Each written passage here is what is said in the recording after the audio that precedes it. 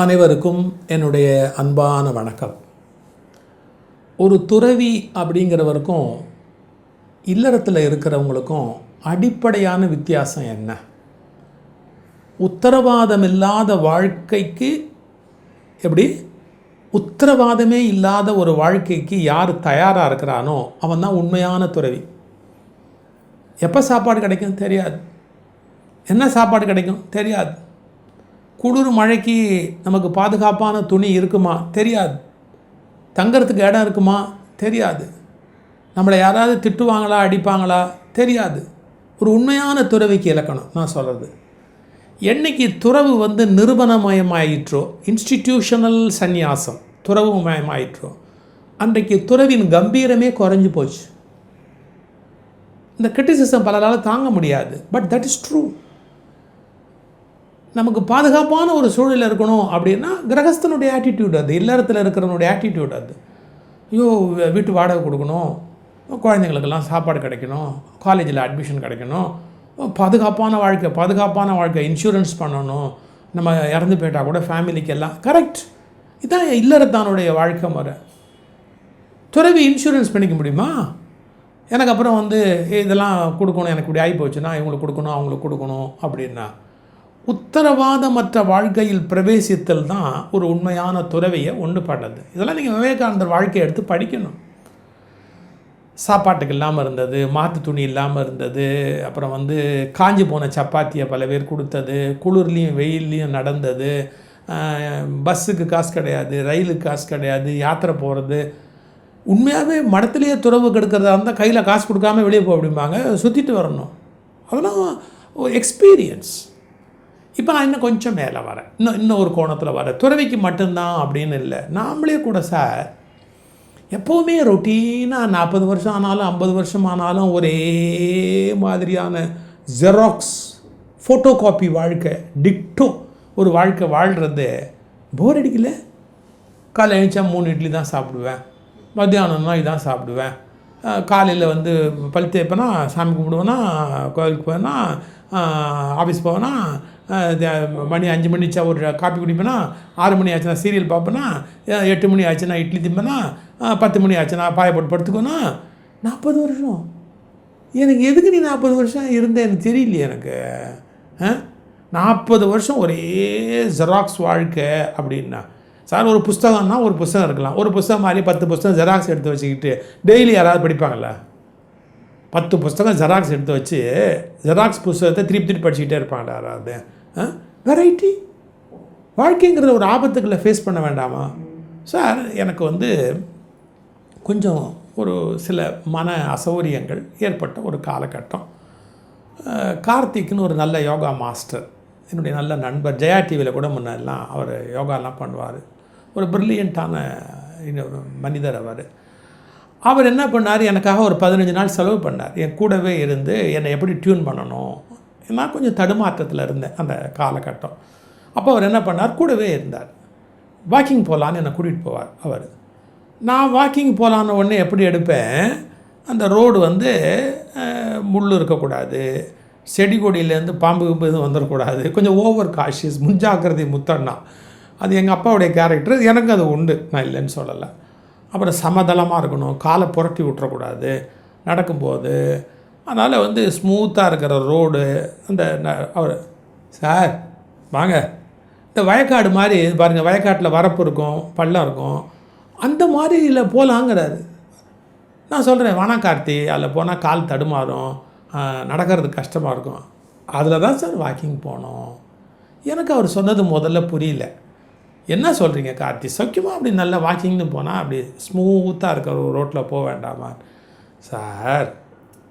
இந்த மேட்லேயும் பள்ளத்துலேயும் நீங்கள் இறங்க இந்த கால் இருக்குல்ல, இந்த காலுக்கு ஒரு உணர்வு நிலை உண்டு, அது மூளைக்கு கம்யூனிகேட் பண்ணோம். நீங்கள் அந்த மேடு பள்ளம் பார்க்காமையே காலை வச்ச உடனே இது மேடு இது பள்ளம் அப்படின்னு தன்னைத்தானே அட்ஜஸ்ட் பண்ணிக்கிற பேலன்சிங் டெக்னிக்கை சார் மூளையும் உடம்பும் உண்டு பண்ணும் சார். அதான் சார் இம்பார்ட்டன்ட். அப்போ தான் நீங்கள் டிஸ்டர்பன்ஸ் ஆகாமல் இருப்பீங்க. ரொம்ப ஸ்மூத் ரோட்லேயே தான் நடப்பேன் அப்படின்னா சின்ன டிஸ்டர்பன்ஸ் கூட உங்களை கவுத்துடும் சார், உங்கள் மைண்டையே புரட்டி போட்டுரும் சார். சின்ன டிஸ்டர்பன்ஸை கூட நீங்கள் தாங்க மாட்டீங்க. இப்போ உங்களுக்கு வேண்டியதே என்ன அப்படின்னு கேட்டால், இந்த மாதிரி ஏற்ற இறக்கங்களையும் ஃப்ளக்சுவேஷனை தாங்குகிற ஸ்டெபிலைசர் மாதிரி கரண்ட்டில் வாழ்க்கையில் வர ஃப்ளக்சுவேஷன்ஸை தாங்குகிற ஸ்டெபிலைசராக நீங்கள் மாறணும்னா, நடக்கும்போது கூட சார் மேடு பள்ளம் வயக்காடு வரப்பு எல்லாத்தையும் நடக்கணும் சார் அப்படின்னார். கரெக்ட் கார்த்தி அப்படின்னு நான் ரொம்ப சந்தோஷப்பட்டேன். He has shown me a right way அப்படின்னு. அப்புறம் அவரோடு சேர்ந்து அதில் பாம்பு வரும், திடீர்னு பாம்பு பார்த்தோன்னே சுதாரிச்சுக்குவோம், அந்த பக்கம் பாம்பு வருது அப்படின்னு. நம்மளை அறியாமல் ஒரு பயம் வரும். அந்த பயத்தை தாண்டியா என்ன பாம்பு அப்படின்னு அந்த அடுத்த தெளிவு வரும். இதை எதுக்கு சொல்ல வரேன், இன்றைக்கி ரொம்ப நிறைய பேர் சௌகரியமான சூழலில் இருக்கணும், கம்ஃபர்ட் ஜோனில் இருக்கணும் அப்படின்னு. லௌகீக வாழ்க்கையிலையும் இது கரெக்டு கிடையாது, ஆன்மீக வாழ்க்கையிலையும் இது கரெக்டு கிடையாது. ஏன்னா ஒரே மாதிரியாக பழக்கம் உள்ளவங்க எப்படின்னு கேட்டிங்கன்னா, தான் வீடு மிஞ்சி போனால் தான் ஜாதி அதில் மட்டும்தான் சௌகரியமாக இருப்பாங்க, தன்னோட குடும்பத்தோடு சௌகரியமாக இருப்பாங்க, இல்லை அவங்களுக்குன்னு ஒரு நட்பு வட்டம் இருக்கும், இல்லை தன்னுடைய ஜாதி ஆட்களோட மட்டும்தான் அவங்களால பொருந்தி போக முடியும். இது உலகத்துக்கு நல்லதுன்னு நினைக்கிறீங்களா? இன்றைக்கி உலகம் முழுக்க இருக்கிற கலவரத்துக்கு இதுதான் சார் காரணம். என்னிலேருந்து மாறுபட்ட ஒரு நபர் இங்கே இருப்பார். சில பேர் ஃப்ளைட்டில் ரயிலில் கூட சார் இவங்க பிஹேவியருக்கு வித்தியாசமான இயல்புள்ளவங்க வந்தால் கொடுன்னு மாறுவாங்க, ரெஸ்ட்லெஸ்ஸாக இருப்பாங்க, முகமெல்லாம் வேத்து போயிடும், எப்படா இவன் இறங்குவான் அப்படிங்கிற மாதிரி. அப்படி இருக்க நமக்கு என்ன ரைட் இருக்குது? நம்ம என்ன அந்த பிளேன் அந்த விலை கொடுத்தா வாங்கியிருக்கோம்? நம்ம என்ன அந்த ரயிலே நம்ம கண்ட்ரோலில் ஓட்டிக்கிட்டு இருக்கிறோம்? சுத்தமாக நம்மளோட ஒத்து வராத ஒரு ஆள் எதிரில் வந்து உட்காரலாம் பக்கத்து. இதையெல்லாம் நம்ம புரிஞ்சுக்கிற மாதிரி நம்முடைய பிள்ளைகளையும் வளர்க்கணும். கம்ஃபர்ட் ஜோன்லேயே பிள்ளைகளை வளர்க்கக்கூடாது.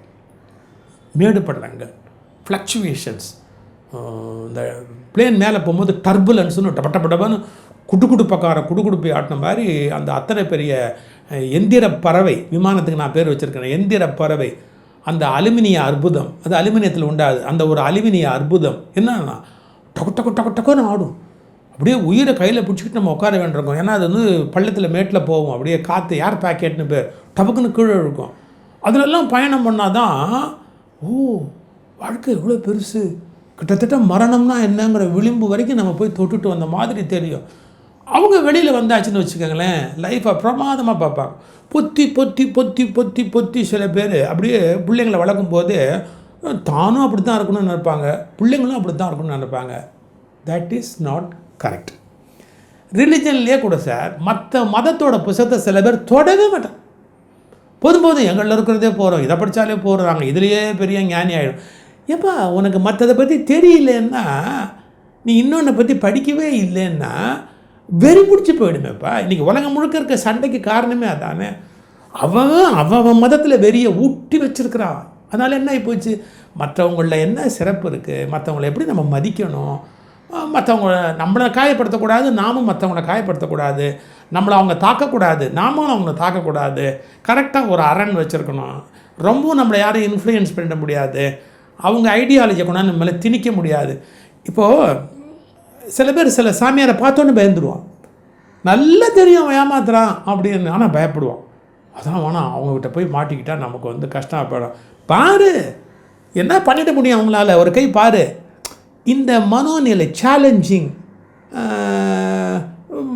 இந்த இடத்துக்கு ஒரு முன்னப்பின தெரியாத ஒரு ஊருக்கு போகணும், போய் நாமளே வந்து வழி கண்டுபிடிக்கணும், நாமளே வந்து அந்த ஊரில் போய் எங்கே என்ன சாப்பிட்லாம், எப்படி இருக்குது, நமக்கு வேண்டிய உணவு எப்படி சைவம் அசைவம்னு இருக்கும், சில பர்டிகுலர் டேஸ்ட் இருக்கும். நான் அதெல்லாம் நான் குறை சொல்லலை ஒருத்தருக்கு.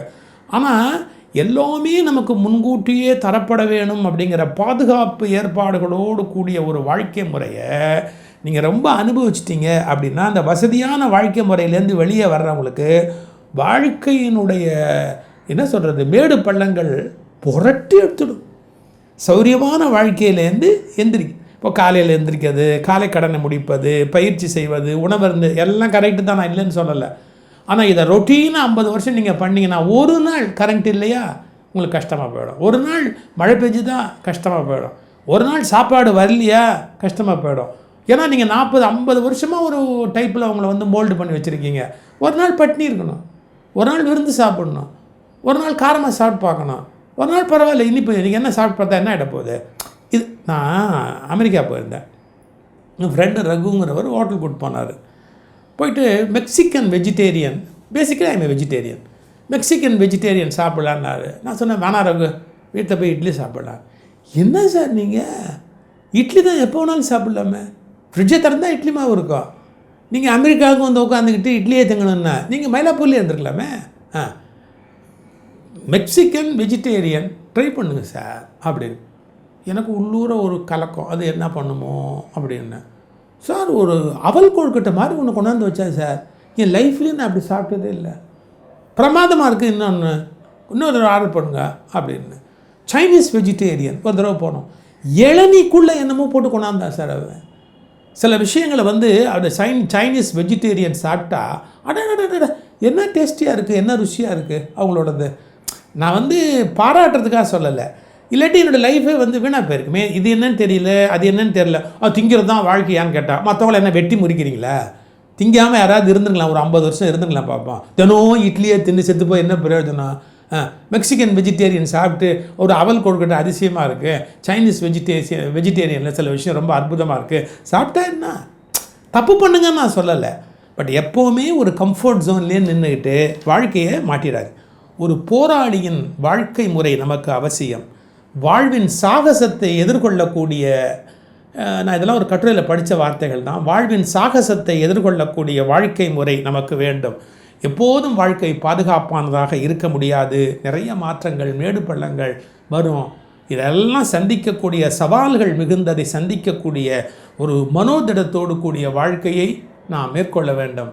குறைஞ்சபட்சம் வாக்கிங் போகிறப்போ, அதாவது ஸ்மூத் ரோடுன்னு தேடாமல் கொஞ்சம் மேடு பள்ளத்தில் போய் பாருங்கள், வாழ்க்கையே ஜாலியாக இருக்கும்.